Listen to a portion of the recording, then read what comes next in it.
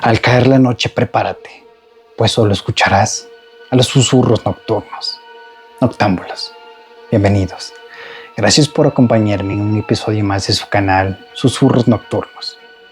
En esta ocasión, el autor mexicano Bernardo Esquinca nos brinda este relato lleno de misterio, la vida secreta de los insectos.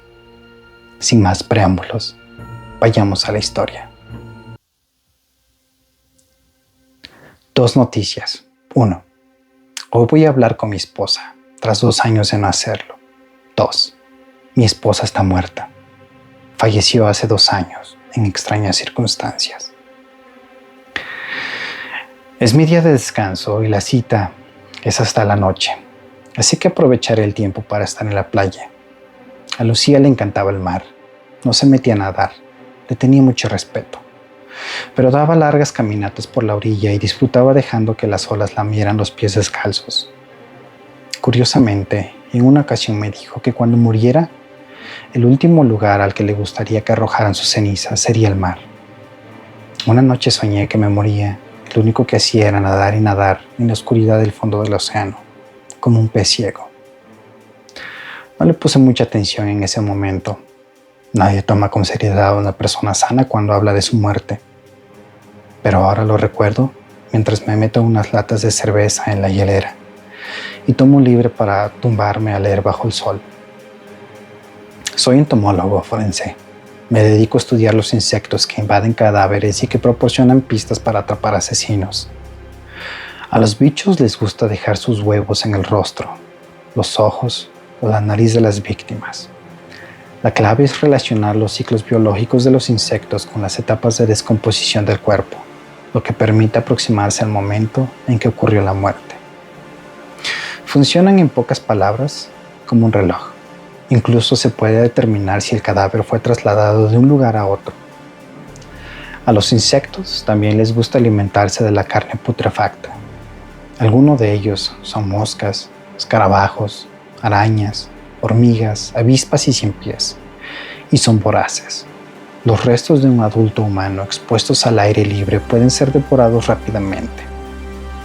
Los entomólogos llamamos a la fauna necrófila escuadrones de la muerte. Mi caso más famoso hasta ahora es el siguiente. Una familia se muda de casa. A los 2 meses, descubren y reportan el cadáver de un niño asesinado en el sótano. La policía lo señala como los principales sospechosos. Sin embargo, al analizar los insectos que habían colonizado el cadáver, pude determinar que el crimen había sido cometido antes de que dichas personas se trasladaran a vivir a esa residencia. Entonces se acusó a los anteriores inquilinos, una pareja de ancianos que resultaron ser los abuelos del niño, auténticos perpetradores del asesinato. Una familia entera salvó el pellejo gracias a un puñado de ácaros. Hace 6 meses, mi amigo Leonardo me dijo que conocía a un médium. Me aseguró que no era un estafador y que podía comunicarme con mi esposa. Lo escuché con respeto, pero me negué. Pertenezco al mundo de la ciencia, al mundo racional. Además, he visto suficientes atrocidades y cuerpos vejados de maneras insospechadas como para creer que existe un Dios, y mucho menos un más allá. El mal campea por todos lados y no hay nada que sea capaz de detenerlo.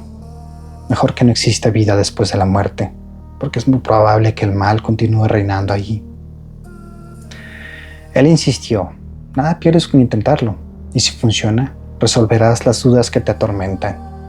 Yo te pago la sesión. No ha conseguido convencerme. Fue hasta hace 3 meses, cuando decidí tomar en mis manos el caso de Lucía, que comencé a pensar seriamente en esa posibilidad. El olor de los gases que se desprende de un cadáver es lo que atrae a los primeros insectos. Pueden percibirlo mucho antes que el olfato humano. A veces incluso invaden a una persona durante la agonía. Los huevos que depositan ciertos insectos tienen un corto periodo embrionario y eclosionan al mismo tiempo, lo que da como resultado una masa de larvas que se mueve como un ser extraterrestre por el cuerpo. Las larvas son blancas y se introducen inmediatamente en el tejido subcutáneo. Lo licúan gracias a ciertas bacterias y enzimas y se alimenta por succión continuamente. Conforme pasa el tiempo y si el cadáver permanece sin ser encontrado, a los 6 meses, por ejemplo, aparecen otros bichos que pueden dejarlo completamente seco. Todo es aprovechado. Pelo, piel, uñas. A veces los forenses encontramos solamente huesos. Dije antes que mi esposa murió en extrañas circunstancias. Su cuerpo apareció en un bosque que está a 1 hora de este puerto. El día anterior por la noche, la había dejado en el aeropuerto, ya que visitaría a su madre en la capital. Hacia la madrugada, cuando estaba dormido, Lucía regresó a la casa diciendo que su vuelo se había cancelado debido al clima y que más tarde volvería al aeropuerto para tomar otro avión. La escuché hablar entre sueños y se metió en la cama y se recostó en mi pecho, como era de costumbre. Cuando desperté, ya no estaba. Supuse que no había querido molestarme y que se había marchado en taxi. Pocas horas después, al ser informado del terrible hallazgo, tomé la decisión de no ser yo quien atendiera el caso. Mi superior lo entendió y mandó a traer a Alejandro, un alumno suyo de la Facultad de Medicina. No quise saber absolutamente ningún detalle. Lucía estaba muerta. Había sido asesinada. Bastaba con eso. Nadie sabe a ciencia cierta de dónde vienen los insectos. Algunos estudios afirman que su origen proviene de los miriápodos, animales de numerosas patas y con tráqueas respiratorias. Otros especulan que de los crustáceos. Lo cierto es que en el periodo devónico, hace 400 millones de años, ya existían insectos terrestres en las zonas pantanosas más cálidas y húmedas.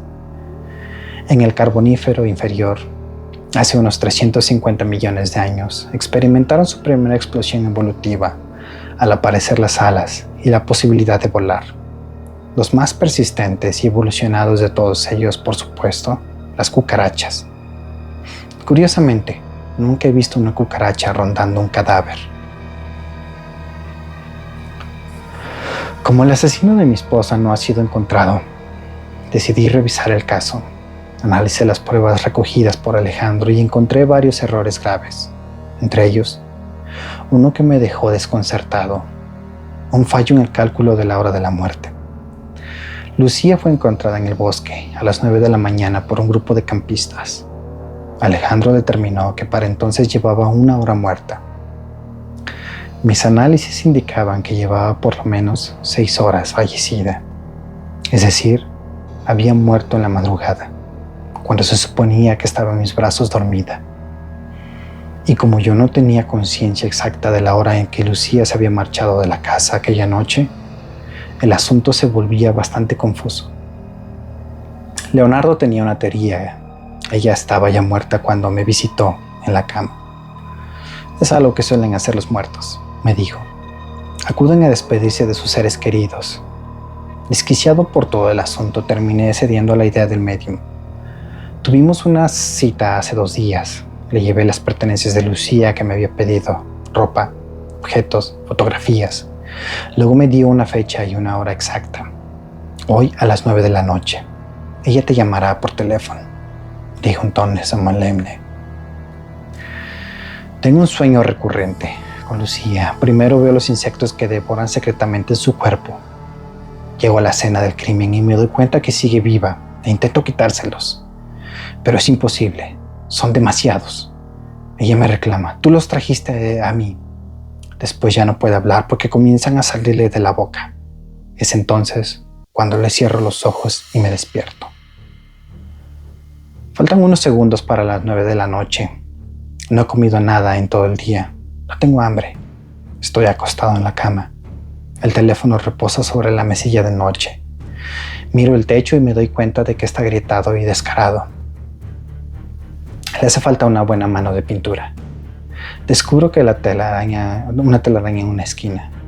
Algunos insectos muertos están atrapados en ella. De pronto, uno de ellos tiembla, está vivo y lucha por liberarse. Justo es en ese momento en el que suena el teléfono. 1, 2, 3, 4, 5 veces. Descuelo. Escucho el sonido del mar.